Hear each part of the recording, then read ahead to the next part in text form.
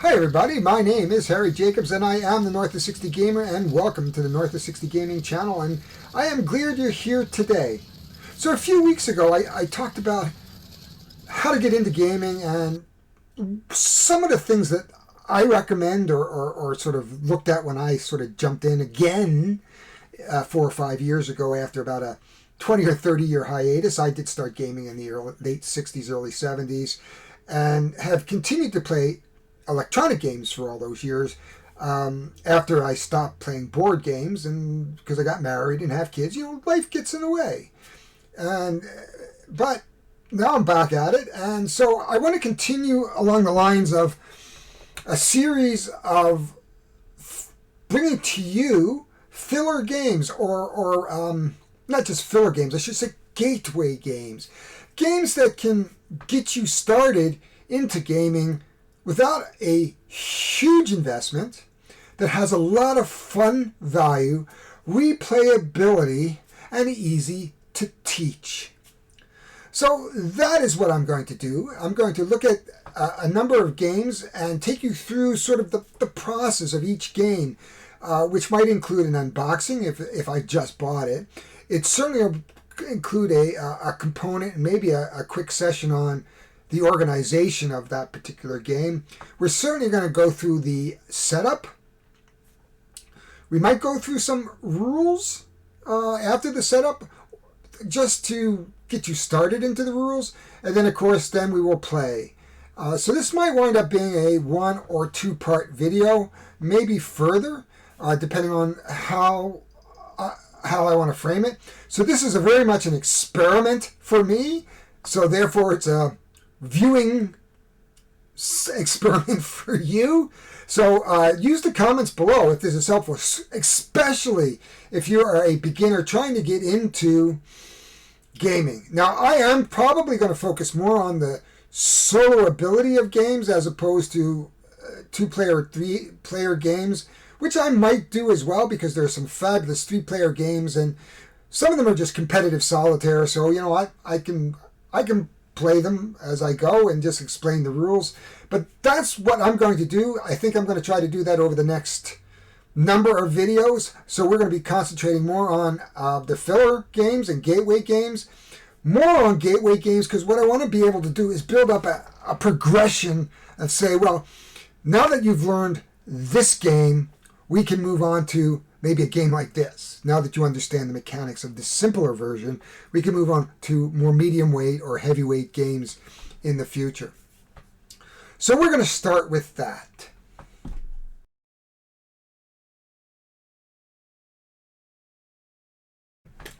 So the first game in the series is the Dungeons & Dragons 1 to 5 player Castle Ravenloft board game. Now this is a D&D game based on the 4th edition. This game came out in 2010 by Avalon Hill, which of course, as you know, is a Hasbro Wizard of the Coast IP. So this is an intellectual property owned by Hasbro ultimately, which owns Wizard of the Coast, which actually owns the IP.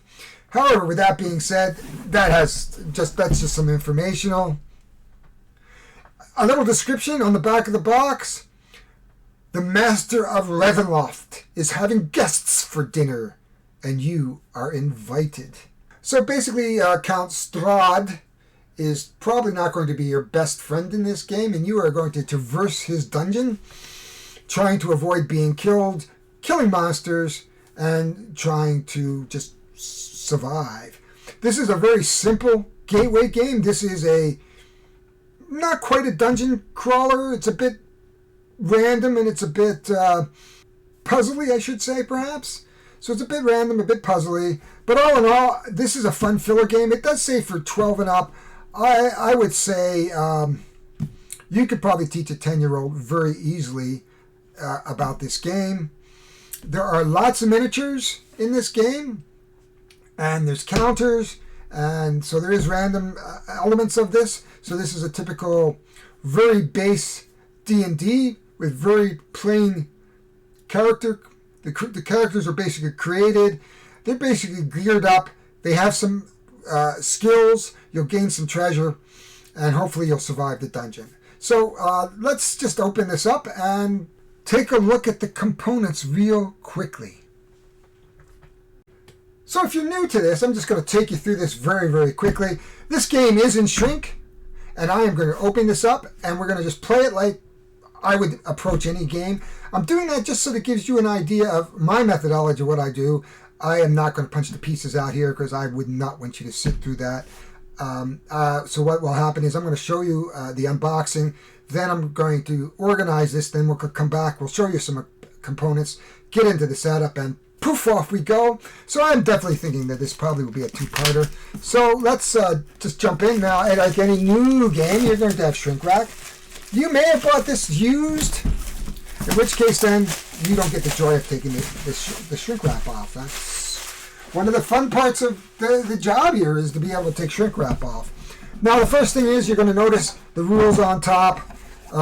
That's typical of any game. You can see it right here. Castle Ravenloft. There is Baron, Count Strahd. We have other starter adventures, a little advertisement for D&D if you want to go into the actual role-playing tabletop. This also comes with an adventure book with about 10 or 12 different scenarios that you can play. And this system is a module system. So this allows you to put it together with other games in this series, like The Legends of Drizzt, which I have down there in Shrink. Like most games, you will see a number of counters, and you can see the module game boards here. We have some monsters. You will often find decks of cards, and I will show you them in a moment when I open the components and flash them. I'm not going to open them up here, but this is very typical of a new game. You will see cards either in Shrink like this. If you're lucky enough, sometimes they might even be organized. Sometimes games, when they do their presses, you might see all the cards mixed up, but that's just the way they cut them. This is very typical. And these are the minis that come with it. Again, we're going to take a closer look at these minis in a minute. This is a nice insert. Now, a lot of games don't come with that. Specifically, if you get into games from Fantasy Flight Games, they are the worst. I'm not saying they're bad games. I'm just saying it's a box. They throw bags in, and everything else is kind of tossed in. Either then you wind up having to buy inserts, which Folded Space makes some lovely inserts for games, and Broken Token is even lovelier if you can afford the $120. Folding Space inserts run maybe $30 to $50 depending on the size of the game.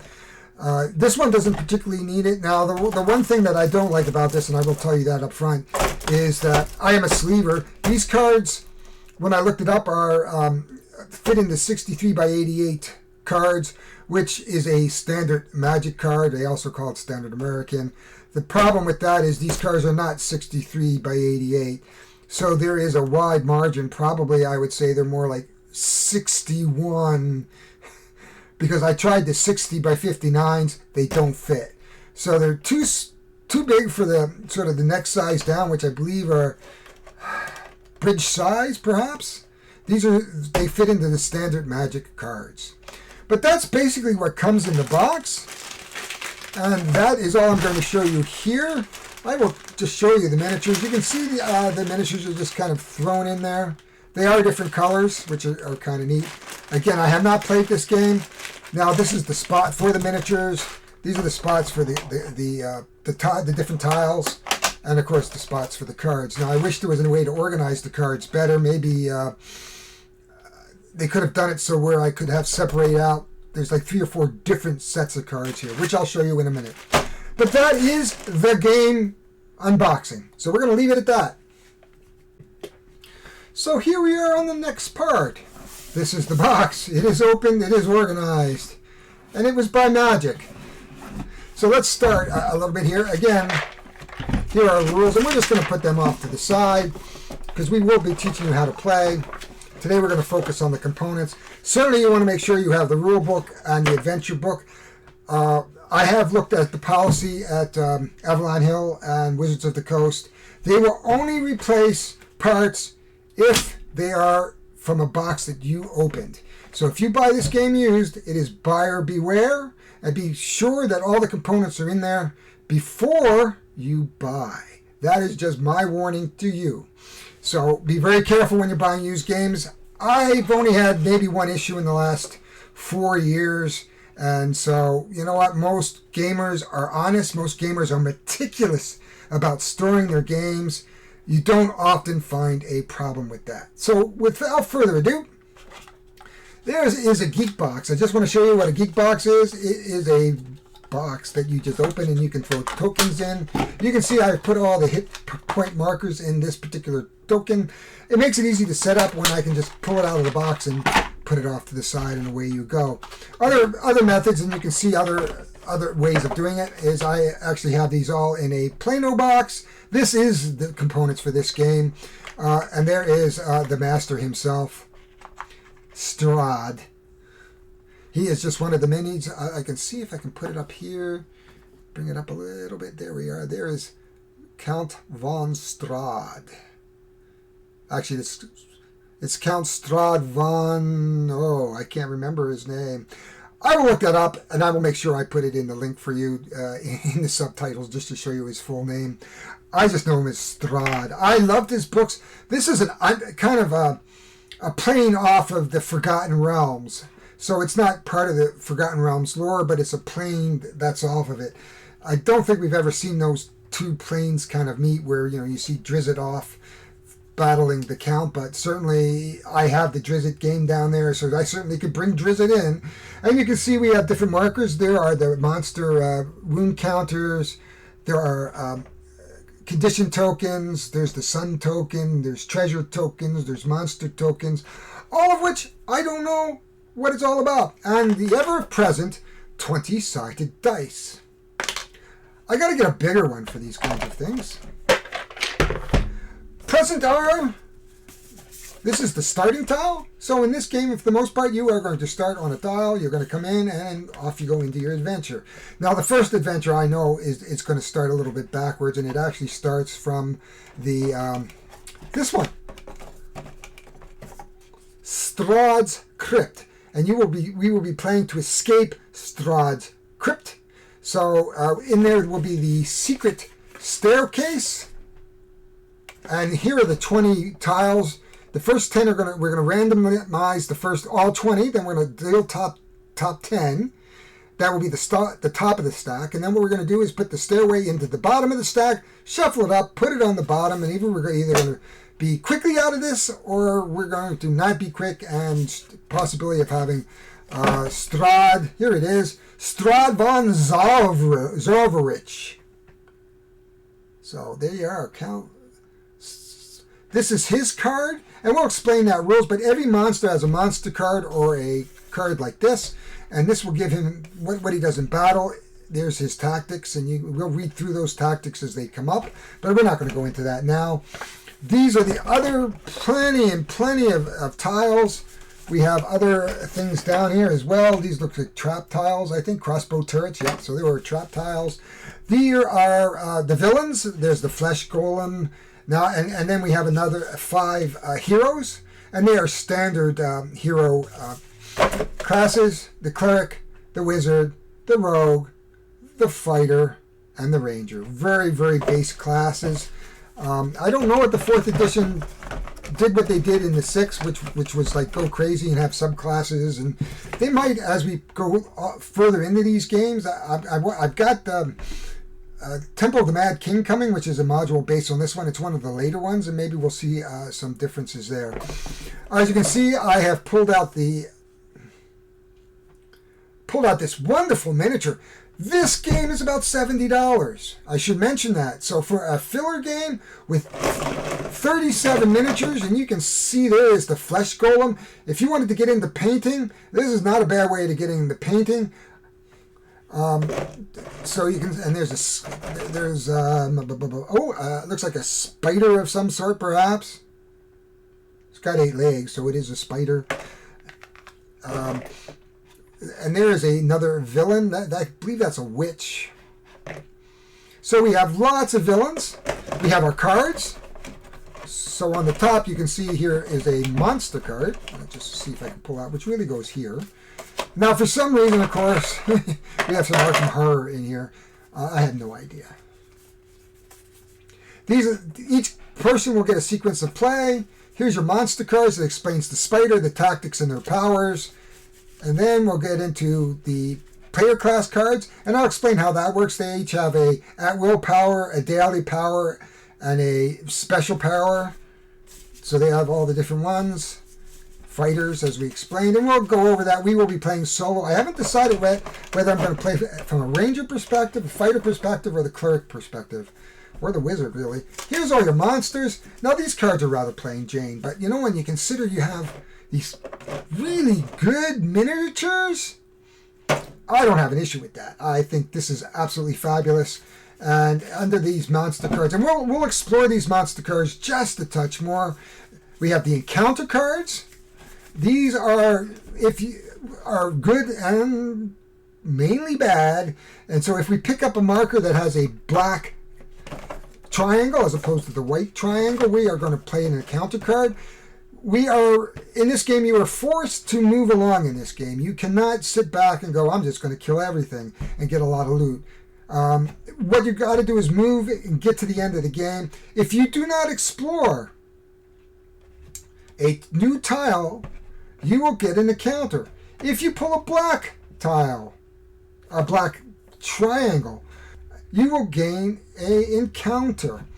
Monsters are going to spawn on every tile that you put out, turn over. And in the base game, in the first scenario, we are going to be looking for that secret staircase, as we've already explained. So you can see, just by opening it up, we were able to cover off a few of the rules and show you a few of the components, just to get you familiar with what you're going to see in a box at I would like to say a 50,000 foot view. And then now we're going to start to drill down into the setup of the game, which will give us a few more of the rules, and then we're going to jump right into the play. And I believe that this is going to be a two-part video, and I think what we'll do is stop at the setup and bring you through to the setup, and then we'll get a part two, which will give us the play and some final thoughts. And I would like to run through this as quickly as I can in terms of play. It says about an hour. I'm hoping that we can edit that down to 45 minutes so that it's not horrible. So, you know, what I will do is index the various stages of the game where I think there's a significant rule that you need to see. So that if you want to pop ahead through the play video, that is perfectly awesome with me. And then at the end of the day, when you are done this, and you are a person that has never played a game before, with these two parts, I would encourage you to go out and buy one of these Dungeons and Dragons game, whether it be Castle Ravenloft, or the Legends of Drizzt, or the Temple of Annihilation, the Wrath of... I don't know what that one is. I can't even pronounce it. But anyway, so I think there's 4, and there's another game coming. So I believe there's another expansion coming. So this is well supported. And they're not expensive. 60, 70 bucks. 75 bucks I think they run now. I think the cheapest copy I saw of this was 60. Don't look at eBay. You're going to pay $150 for this game. Go to your local store, order it online. Amazon had it for like 75-ish. 401 Games in Canada had it on for $69. I would say if you're paying $70, $80, you're in the correct range. If you're seeing $120, you're just seeing somebody just trying to take advantage of you. If you have any questions about where I like to buy my stuff, I did do a video back a while ago, and maybe I'll put that in the link, of my top 5 in Canada. But certainly in future videos, I will say where I got this game. So off we go. Let's go to setup. So here we are, continuing on to our setup. I have already shuffled the monster, the treasure, and the encounter cards. I have pulled out Strahd's Crypt, which is where our starting place of our hero will be, and I have chosen the fighter. I think he might have some survivability. And we will start him in anywhere in this particular dungeon space. This is the secret stairwell. That is what he's looking for. So what I'm going to do is I'm going to shuffle. And if anybody's ever shuffled tiles, they know that this is not that easy. But we're going to shuffle these tiles. And then I'm going to pull off the top 10. 1, 2, 3, 4, 5, 6, 7, 8, 9, 10. Then we're going to take the bottom 10, 2, 4, 6, 8, 10, as you can see here. And I am going to take our stairway, and I'm going to put it here. And then I'm going to close my eyes a little bit so that I don't know what the hell I did with it. Because I really want to make sure there's a good shuffle. I mean, I really want to simulate the play of what we are doing. So I don't know where the heck this dungeon, if we're really lucky, it'll be the 11th tile we pull over. If we're really, really unlucky, it's going to be the 21st tile, and probably Strahd will by then jump all over us. He moves very quick for a vampire, where most of us will be able to move one space. He can move 2 spaces, so the dungeon tiles are ready to go. And we'll just put that over here. We have our sequence of play, and we'll be adhering to that. So I will give you a closer view of that in a minute. But I just want you to be aware that there's a really good sequence of play. And if we stick to that as a beginner, we are going to be golden. The next kind of decision I had to make was I can take 2 at-will powers. Now there are 3 to choose from. And I've chosen Trapping Strike and Tide of Iron. I felt that Cleave wasn't really going to be useful because when you hit one monster, you'll be able to move adjacent to another monster on the same tile. But because we're not playing with other heroes, felt that that might not be required or needed. So we're going to play with those 2. Then we're going to have a utility power. I felt that, again, one of them helps heroes. The other one gives me a 2-hit, regain 2 hit points. And I felt that that probably might be useful at some point during the encounter. And lastly, we have the a big old daily power. And I'm going with Brute Strength. It is a +5 added to your combat dice. But it gives you 4 damage. As you can see, 4 damage with the +5 strike. The way combat works is I roll the level 20 dice, and I'll add +5. If it equals the AC or greater than the monster, we are going to hit that monster. Strahd is a level 19 AC. So even that may not help us unless we have some cards that'll help boost our power. But I felt that if something else came out, we could deal with it quickly.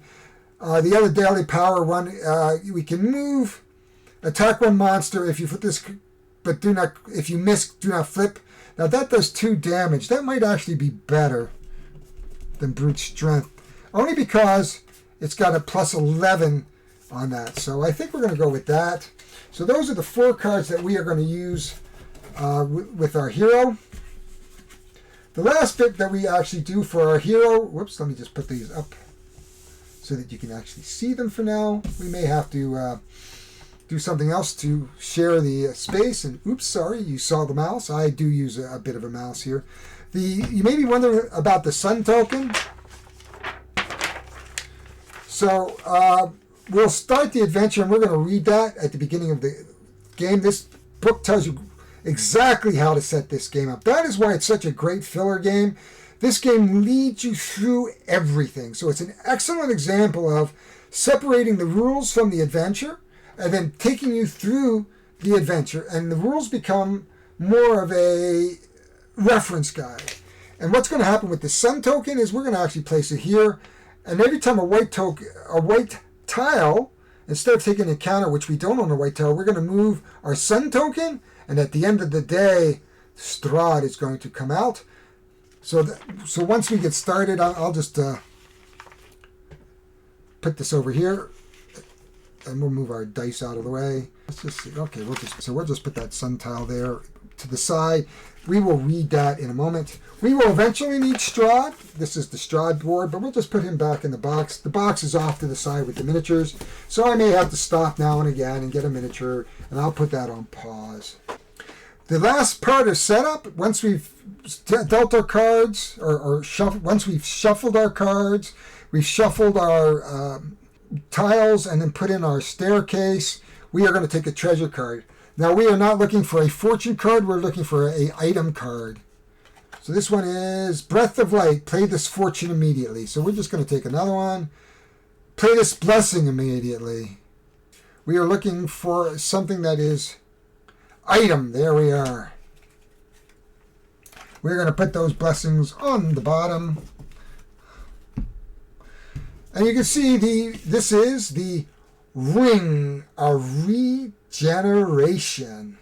And that states you can regain 1 hit point instead of drawing the treasure card.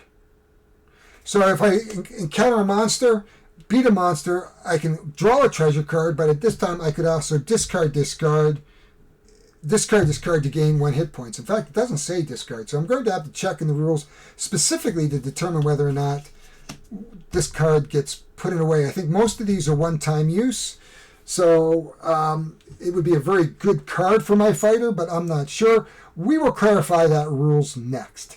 But with that in mind, we have set up this game. We are ready to go. We are ready to try to escape Strahd's dungeon.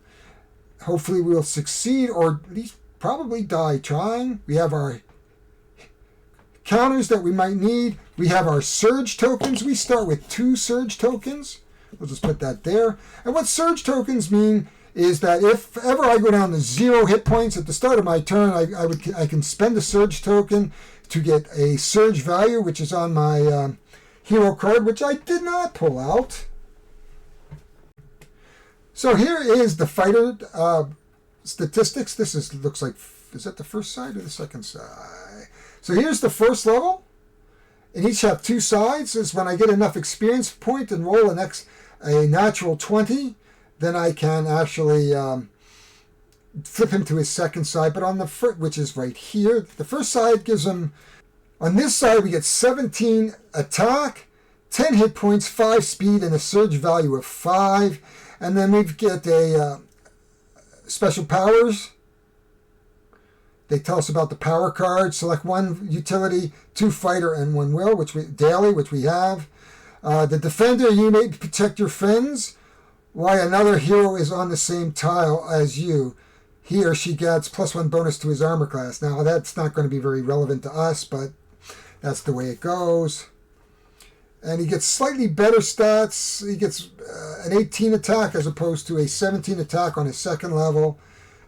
Still 12 hit points, 5 speed, 6 hit points for his surge, so slightly better for the surge. And he gets a critical hit, he gets a +1 damage. In D&D, usually 20 means a critical hit, but in this particular version, it does not. It means that you can defend. 20s are still good, don't get me wrong. So we'll just put him off to the side for now. We'll put our two surge, healing surge tokens.